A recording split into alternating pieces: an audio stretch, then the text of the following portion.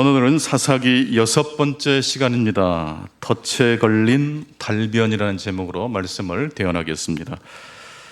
포털 사이트에 소통 강사라는 단어를 입력하면 가장 먼저 떠오르는 강사가 있습니다. 김창옥 씨라는 분이 이렇게 소통 강사로 이렇게 딱 올라오는 것을 알 수 있습니다.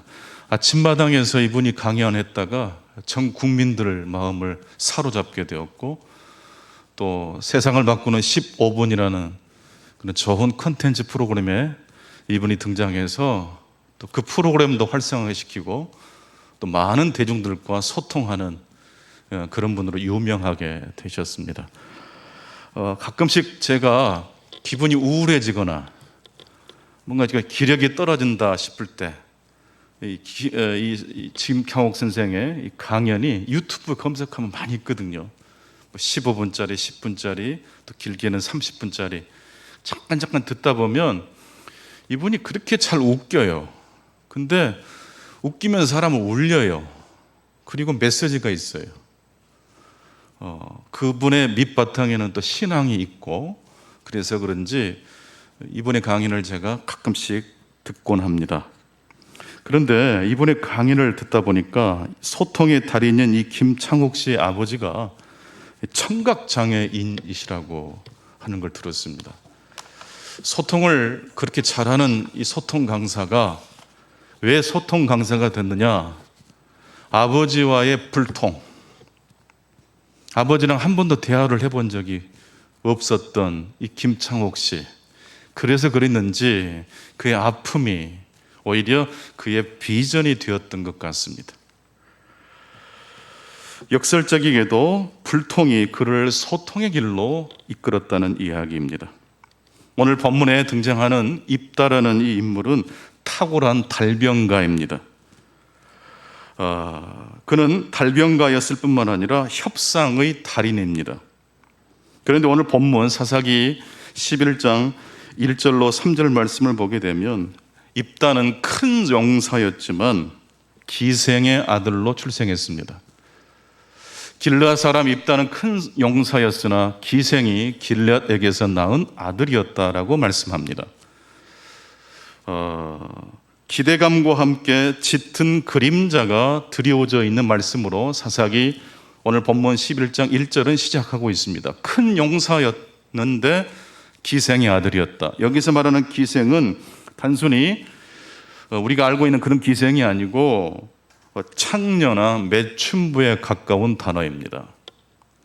그리고 본문의 내용을 문자적으로 읽어보면 길르앗이라는 사람이 사람일 수도 있고 지명일 수도 있다고 합니다. 그러니까 입다는 아버지가 없는 아들로 태어났다고 말할 수 있습니다. 누가 아버지인지는 모르는 상태에서 태어난 사람이 바로 입다였던 것입니다. 창기였던 어머니가 누구의 아들인지도 모르는 상태에서 입다를 낳은 것입니다. 고로 입다는 공동체에서 얻을 기업이 없었습니다. 그로 인해서 따돌림도 많이 받았을 것 같습니다. 그래서 입다는 결국 길르앗을 떠나 돕당에서 거주하게 되었습니다. 그런데 돕당에 거주했던 이 입다에게 사람들이 모여듭니다. 물론 여기서 말하는 사람들은 그냥 건강한 사람들을 의미하지 않습니다. 방탕한 사람들, 껄렁껄렁한 사람들. 근데 입다가 이런 사람들을 끌어모은 게 아니고 말씀을 자세히 보면 입다에게 그런 사람들이 모여들었습니다. 이게 입다의 매력이 있다는 것이죠. 입다의 리더십이 있었다는 것입니다. 사람들을 쫓아다니면서 사람들을 모은 게 아니고 입다를 중심으로 사람들이 모여든 겁니다. 삶의 짙은 그림자가 있지만 그는 굉장히 평상시 유쾌하고 호탕한 성격의 사람이었을 것이라는 걸 짐작할 수 있습니다. 만나보면 더 만나고 싶은 사람이 있잖아요. 입다가 그런 사람이에요. 그리고 어떤 어려운 일이 있으면, 해결해야 될 일이 있으면 생각나는 사람이 있지 않습니까? 그럴 때 생각나는 사람이 누구죠? 입다예요.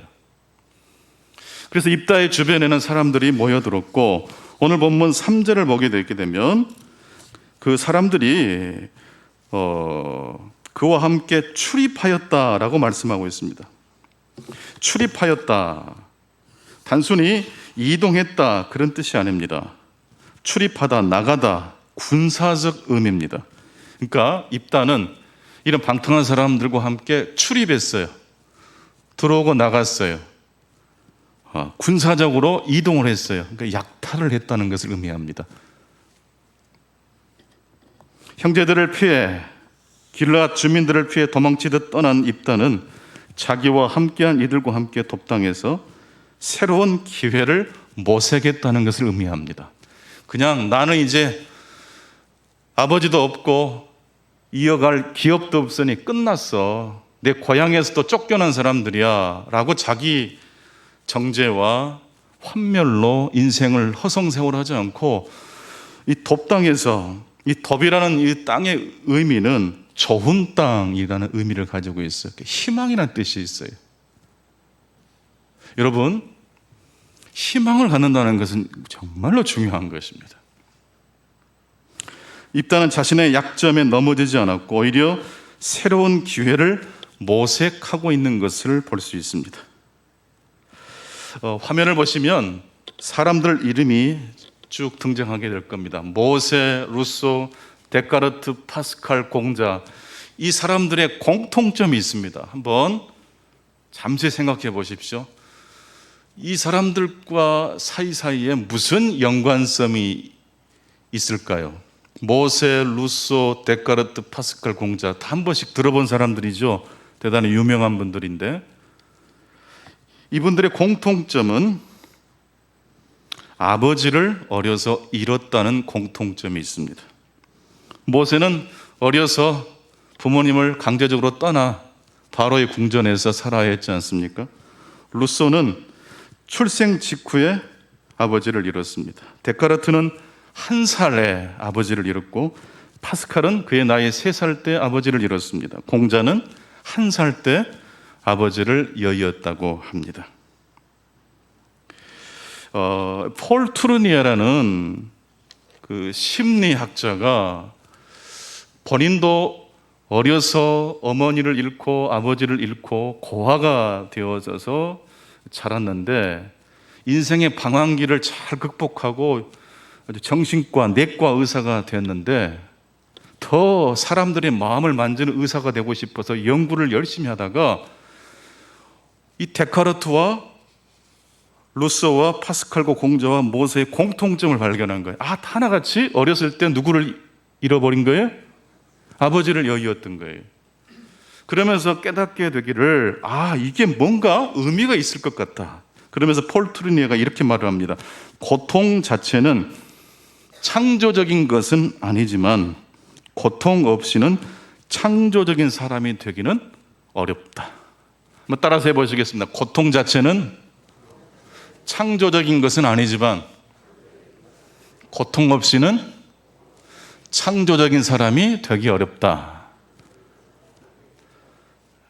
뜨거운 가마 속에 들어간 다음에 그 뜨거운 1000도씨가 넘는 온도를 견딘 끝에 도자기가 나오는 것처럼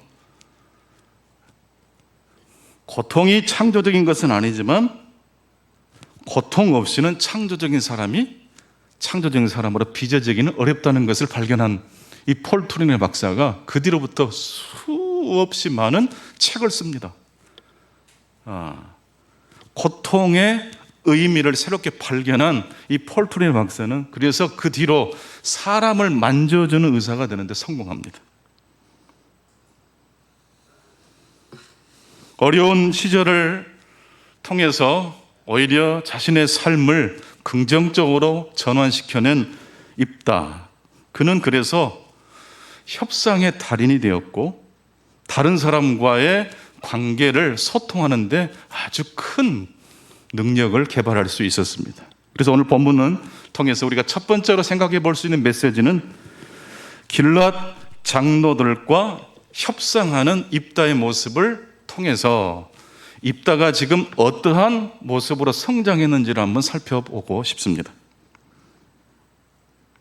자신과의 관계를 잘 해결하고 난 다음 다른 사람과의 관계로 확장해 나갔던 입다. 여러분, 구원이란 무엇이라고 그랬죠? 관계 회복과 관계 맺음, 그리고 더 나아가서 관계를 확장해 나가는 것이라고 그랬습니다. 그런 점에서 볼 때 입다는 정말로 주목해야 될 사람임에 틀림이 없습니다.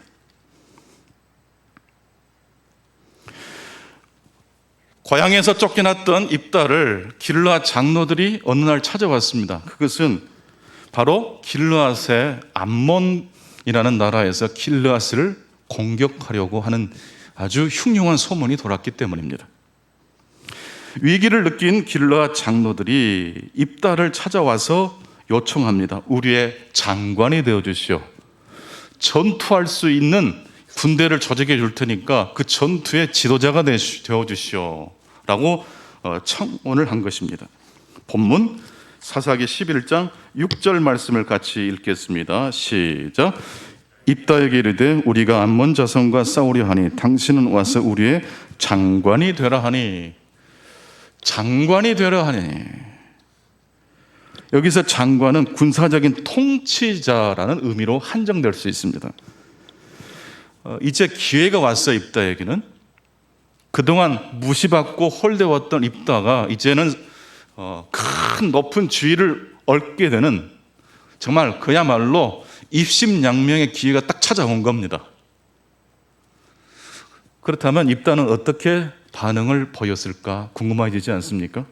자, 오늘 본문 8절 말씀 같이 보십니다. 사사기 11장 8절입니다. 시작.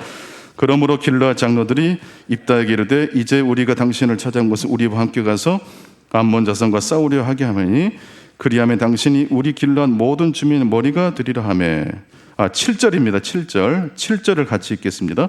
입다가 길르앗 장로들에게 이르되 너희가 전에 나를 미워하여 내 아버지 집에서 쫓아내지 아니하였느냐. 이제 너희가 환난을 당하였고 어찌하여 내게 왔느냐 하니라. 한마디로 입다는 첫 번째 반응이 무엇이었습니까? 당신들 왜 왔습니까? 당신들 그 일에 내가 관여하기 싫습니다. 그런 뜻이에요. 여러분, 입다의 속마음은 지금 참여하고 싶을까요? 참여하고 싶지 않을까요?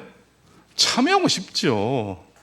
기다리고 기다렸던 바죠. 근데 입다는 덜컥 길르앗 장로들의 제안에 응하지? 왜 응하지 않을까요? 입다의 속셈은 군대의 장관이 되는 것이 아니고 군대의 그 길르앗의 머리가 되고 싶었던 것입니다. 정치적 지도자가 되고 싶었던 것이지 단순히 군대의 지도자가 되고 싶었던 건 아닙니다. 그게 바로 8절에 나옵니다. 8절 시작. 그러므로 길르앗 장로들이 입다에게 이르되 이제 우리가 당신을 찾아온 것은 우리와 함께 가서 암몬 자손과 싸우게 하려 하매니 그리하면 당신이 우리 길르앗 모든 주민의 머리가 되리라 하매. 드디어 입다가 원했던 단어가 툭 튀어나오죠. 그건 뭡니까? 머리입니다. 머리. 단순히 어떤 문제 해결사 정도의 역할이 아니라 길르앗이란 이 도시의 정치적 지도자가 되고 싶은 욕망이 입다의 욕망이었던 것이고, 드디어 그것이 누구의 입술에서 나오고 있어요? 길르앗 장로들부터 나오고 있어요. 그렇다면 왜 장로들은 처음부터 입다에게 머리가 되어달라고 하지 않고 장관을 제안했을까요? 우리가 다 알다시피 입다는 태생 자체가 문제가 많아요. 짙은 그림자가 있는 사람이에요. 이력서를 보면 결격사항이 너무 많아요. 하지만 왜 길르앗 장로들이 입다에게 찾아왔습니까? 그의 전투 능력이 너무 탁월했기 때문에, 그의 통솔 능력이 너무 필요했기 때문에, 그의 능력은 가지고 오고 싶지만 그를 정치적 머리로 세우고 싶은 마음은 없어서 첫 번째로 장관이 되어달라고 했던 것이고, 입다는 이런 자의 거절을 함으로써 진짜 자신이 원하는 목적을 이루어냈던 걸 볼 수 있습니다. 이런 점에서 입다는 무엇의 달인이라고 말씀드릴 수 있어요? 협상의 달인이라고 말씀드릴 수 있습니다. 단순히 군사적 장군이 아니라 전체 길르앗의 공동체의 지도자로 역할을 하고 싶었던 입다의 마음, 꿈이 이루어졌던 것입니다. 그런데 이제 9절, 이제 입다가 드디어 이제 어떤 반응을 보이는지 같이 보십시다. 9절입니다. 입다가 길르앗 장로들에게 이르되 너희가 나를 데리고 고향으로 돌아가서 암몬 자손과 싸우게 할 때에 만일 여호와께서 그들을 내게 넘겨주시면 내가 과연 너희의 머리가 되겠느냐 하니, 재차 확인하고 있어요. 정말로 이 전쟁에서 이기면 내가 너희들의 머리가 된다고 한 너희들의 약속을 지키겠느냐라고 확인하고 있어요. 계약서를 꼼꼼히 쓰고 있는 입다의 모습을 볼 수 있어요. 그런데 단순히 내가 너희들의 머리가 되겠느냐라고 말하지 않고 여기에 한 가지를 추구하고 있습니다. 뭘 추구하고 있습니까? 9절을 보십시오. 여호와께서 그들을 내게 넘겨주시면, 누가 넘겨주시면? 그러니까 이 전쟁에서 승리하는 것은 누가 함께 해주신다는 증거로 입다가 내세우고 있어요? 여호와께서 함께 해주신다는 증거로 내세우고 있어요. 단순히 전쟁에 승리하는 게 아니에요. 이 전쟁에서 승리하면 입다는 누가 확인해 주는 사람이 되는 거죠? 여호와 하나님이. 입다는 진정으로 언변의 달인이라는 것을 알 수 있어요. 행정적으로 뿐만 아니라 영적인 부분으로도 길르앗 사람들이 자신을 세워낼 수 있도록 그렇게 확인 작업을 하고 있는 것을 볼 수 있습니다. 물론 하나님의 이름을 언급했다는 것은, 자신이 이 전쟁에서 승리한다는 것은 내 힘으로 하는 게 아니라 하나님이 하시는 것이라는 겸손의 표현일 수 있지만, 꼭 겸손의 표현이라고만 한정 지을 수 없는 것이 그 뒤에 벌어지는 일들을 통해서 살펴보면 어느 정도 입다가 하나님의 이름을 언급한 것은 하나님을 높이기 위함이 아니라 자신의 입심양면을 확실히 보장하기 위함이었다는 것을 알 수 있습니다. 그렇게 해서 이제 길르앗 장로와 입다 사이에 협상이 타결되고 드디어 입다는 암몬 왕과의 협상에 들어가게 됩니다. 전쟁을 치르기 전에 먼저 암몬 왕을 서신을 통해서 단판을 짓는 겁니다. 입다는요, 칼을 쓰기 전에 먼저 말을 하는 사람이에요. 12절부터 28절까지 내용을 다 읽을 수는 없고 그 내용이 이렇습니다. 입다는 암몬 왕이 주장하는 것처럼 이 땅은 너희들의 땅이 아니라, 지금 이스라엘이 점령한 땅이 암몬 너희들의 땅이 아니라 하나님이, 역사를 보면 하나님이 이 땅을 우리에게 주셨다라고 이야기를 합니다. 역사를 증거로 하나님이 우리에게 주신 땅이라고 이야기를 합니다. 그리고 두 번째로, 그동안 우리들이 300년 동안 이 땅을 점령해서 하나님의 통치하에 살고 있었는데 왜 300년 동안 너희들 한 번도 우리에게 항의하거나 저항하지 않았는데 왜 이제 와서 따지고 묻는지를 또 이야기합니다. 그리고 세 번째, 사사기 11장 27절, 오늘 본문 우리 같이 한번 읽겠습니다. 마지막으로 이 이야기를 통해서 입다가 완벽하게 한 방을 이 모압 암몬 왕에게 먹입니다. 27절입니다. 시작. 내가 내게 죄를 짓지 아니하였거늘 내가 나를 쳐서 내게 악을 행하고자 하는도다. 오나건대 심판하시는 여호와께서 오늘 이스라엘 자손과 암몬 자손 사이에 판결하시옵소서 하였으나. 마지막으로 지금 입다는 누구를 언급하고 있습니까? 하나님을 언급합니다. 그런데 하나님을 그냥 하나님이라고 이야기하지 않고 심판하시는 여호와께서 판결하옵소서. 심판하시는 하나님께서 판결하옵소서. 이 말씀의 문자적 의미는 그 사사이신 여호와께서 사사로 다스리소서라는 뜻입니다. 그 사사, the judge라는 이야기입니다. 정관서 더가 들어가면 유일하다는 의미라고 말씀드렸죠. the moon, the sun, 달과 태양을 가리키는 정관사 더를 써요. the judge라고 말을 하면 단순히 사사가 아니라 유일한 사사, 누구를 가리킵니까? 여호와 하나님. 진정한 사사는 여호와 하나님이신데 그 하나님께서 너희를 판결하실 것이다. 이 말은 무슨 말입니까? 너희들 하나님의 뜻을 어기면 하나님이 너희들을 가만히 내두지 않을 거야. 까불지 마. 역사적으로도 그리고 300년 동안 너희들 그동안 침묵했던 이 모든 시간으로도 그리고 하나님께서 판결하신다는 이 세 가지 이야기를 묶어서 암몬 왕을 설득합니다. 대단한 설득이죠. 결과는 어떻게 됐을까요? 암몬 왕이 그대로 수용했을까요? 28절입니다. 시작. 암몬 자손의 왕이 입다가 사람을 보내어 말한 것을 듣지 아니하였더라. 이 정도 되면 다 설득돼야 되는데 설득이 되지 않았어요. 여러분, 대충 일하다가 일이 안 되면 낙심이 되겠죠. 그러나 최선을 다했는데 그것이 숲으로 돌아가면 대충 일한 것과 같습니까? 더 많은 충격이 옵니까? 그렇죠. 완벽하게 준비를 했는데 결과가 빵점이 된다면 얼마나 허무하겠어요. 지금 입다 입장이 그럴 거예요.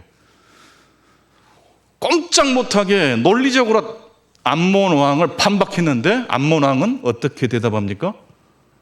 나 안 들을 거야. 내 마음대로 할 거야. 말이 통하지 않습니다. 입다의 긴 설득은 실패했습니다. 하지만 이런 과정을 통해서 입다가 단순히 싸움만 잘하는 사람이 아니라 역사에 대해서 신학에 대해서 탁월한 식견이 있다는 것이 드러나고 있습니다.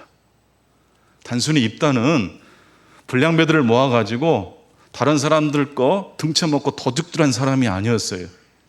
그는 틈만 나면 책을 읽었던 사람이었을 것 같고 이스라엘 역사를 공부했던 사람인 것 같습니다. 물론 그의 지식이 완벽한 것은 아니었습니다.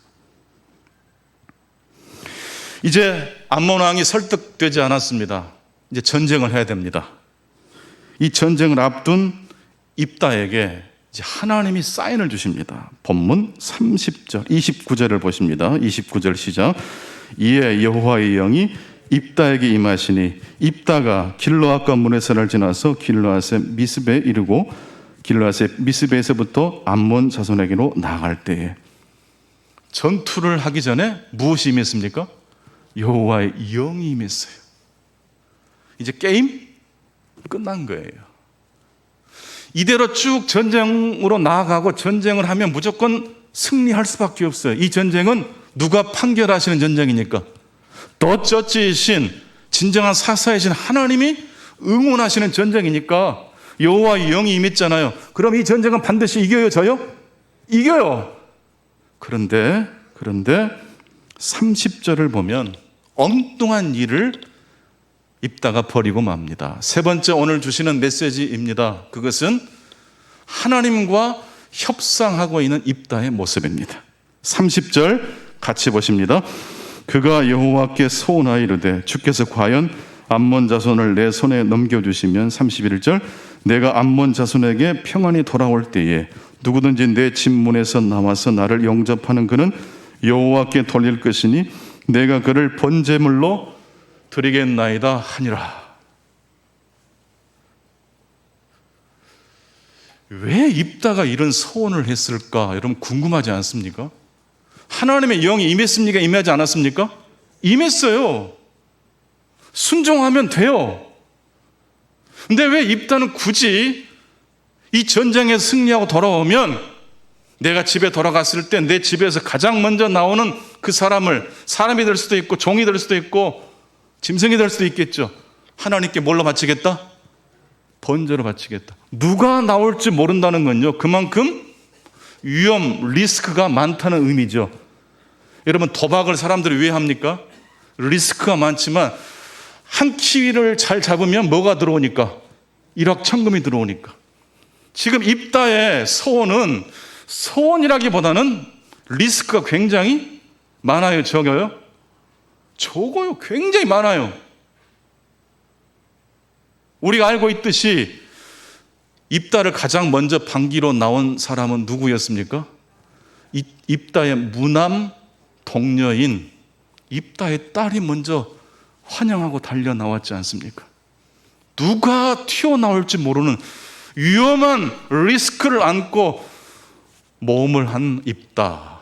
왜 그랬을까요? 입다는 이 전쟁에서 반드시 어떻게 해야 될 사람입니까? 승리해야 됩니다. 승리하면 뭐가 되니까?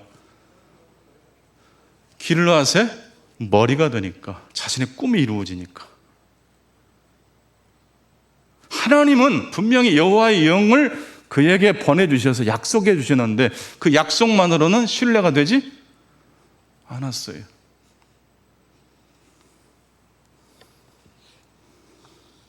만약 입다가 30절과 31절에 소원을 하지 않고 그대로 전쟁을 했다면 반드시 전쟁은 승리했을 것이고 그 전쟁의 승리의 원인은 누가 되실 수 있었겠어요?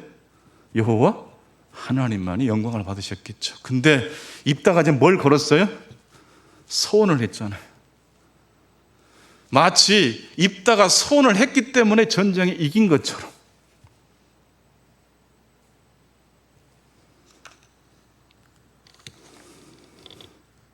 그러나 전쟁에 승리하고 돌아와 보니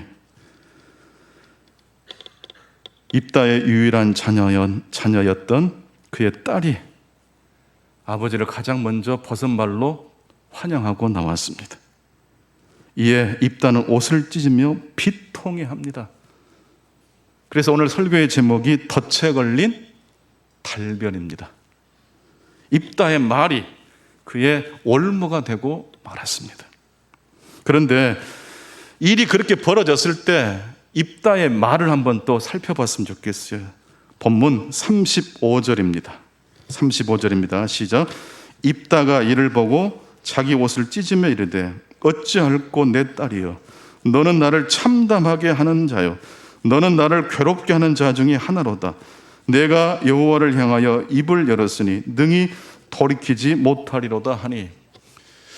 여러분 이 말씀의 뉘앙스가 어떻게 읽히십니까?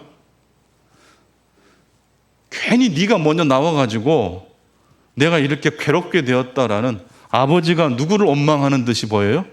딸을 원망하고 있어요.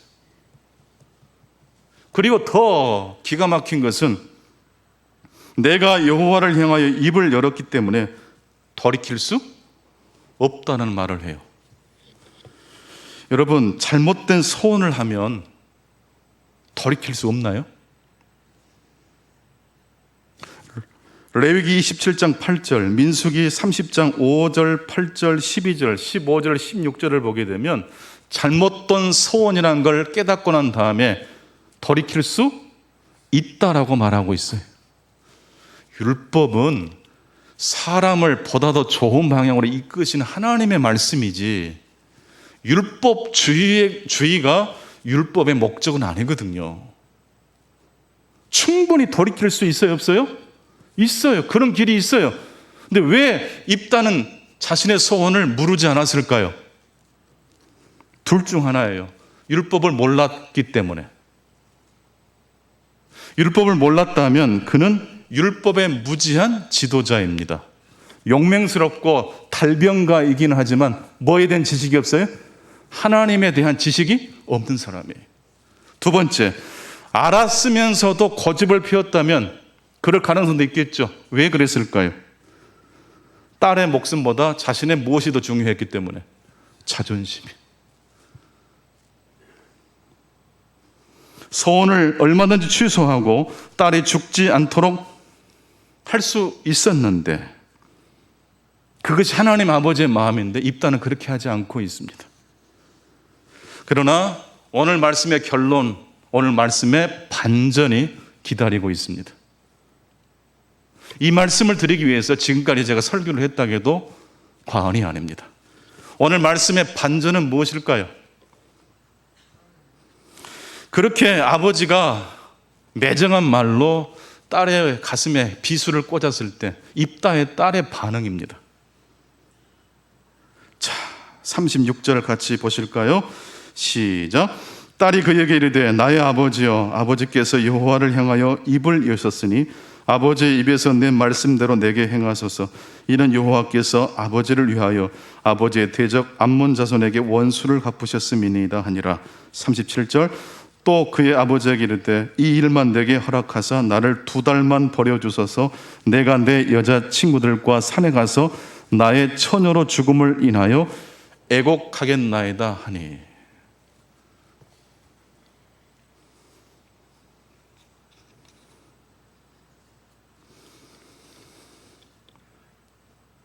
지금까지 입다는 뛰어난 언변으로 성공 가도를 달려온 사람입니다. 그러나 그가 마지막 순간 하나님께 하지 말아야 될 서원을 하고 또 서원을 한 다음에 그 결과가 좋지 못했다는 것을 알고 율법에 의하면 충분히 돌이킬 수 있었지만 고집을 피우고 끝까지 무지해서 그랬든지 자존심 때문에 그랬든지 딸의 생명보다 자신의 입심양면을 더 앞세웠던 입다. 입다의 딸은 그런 아버지를 원망하거나 한탄하기보다도 아버지를 사용해서 이스라엘을 구원하신 하나님을 높이고 있습니다. 그리고 2달 정도 자신에게 시간을 주라고 말합니다. 친구들과 함께 내게 주어진 그 고통을 슬퍼할 수 있는 시간을 좀 주십시오. 예, 입다가 뭐라고 말을 합니까? 38절 보십시오. 그 달변가 입다의 말 시작. 그가 이르되 가라 하고 거기까지만 보십시다. 나 때문에 네가 이렇게 고통을 겪는구나 이런 말도 없어요. 못난이 예배를 용서해라 이런 말도 없어요. 불량매들의 마음도 사로잡았던 달변가, 자신의 한계를 뛰어넘었던 재능을 개발했던 달변가 입다가 고작 딸이 슬퍼할 수 있는 시간 2달만 주십시오 아버지 했을 때 고작 한다는 말이 뭐예요? 그렇게 하거라.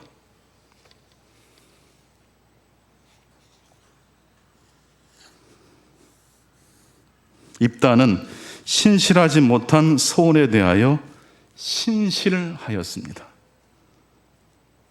입다는 자신의 서원이 신실하지 못했다는 것을 분명히 알았습니다. 하지만 끝까지 그는 자신이 신실하지 못한 서원에 대하여 어떻게 했어요? 성실했어요. 여러분, 우리들이 잘못한 어떤 큰 그 어려움을 겪게 되었고 결과적으로 엄청난 일이 벌어졌다고 하십시다. 그러면 그때 최선은 돌이키는 겁니까? 계속 그 길로 가야 되는 겁니까? 돌이키는 거죠. 구멍에 빠졌는데 그 구멍에 계속 빠지지 않고 내가 누구 때문에 이 구멍에 빠졌는지 탓하는 것은 계속 빠지는 것이라고 그랬죠? 그 구멍을 보고 내가 어리석었구나 생각하고 다시는 이 구멍에 빠지지 말아야지. 이게 기독교입니다. 그런데 오늘 본문의 마지막 반전입니다. 그것은 뭡니까? 오늘 마지막 구절을 보십시오. 2달 만에 아버지 집으로 돌아온 입다의 딸은 입다가 서운한 그대로 번제물로 죽게 되었습니다. 하지만 40절 결론을 같이 읽겠습니다. 시작. 이스라엘 딸들이 해마다 가서 길르앗 사람 입다의 딸을 위하여 나흘씩 애곡하더라. 입다를 기억했습니까? 입다의 딸을 기억했습니까? 이스라엘 백성들이? 입다는 그 뒤로 길르앗의 우두머리가 됐을 거예요. 하지만 역사는, 성서 기자는, 하나님은 달변과 입다를 기억하는 것이 아니라 인생의 고난과 모순이란 덫에 걸렸지만 그것을 믿음으로 승화시킨 입다의 딸을 기억하는 것으로 마지막 결론을 내리고 있습니다.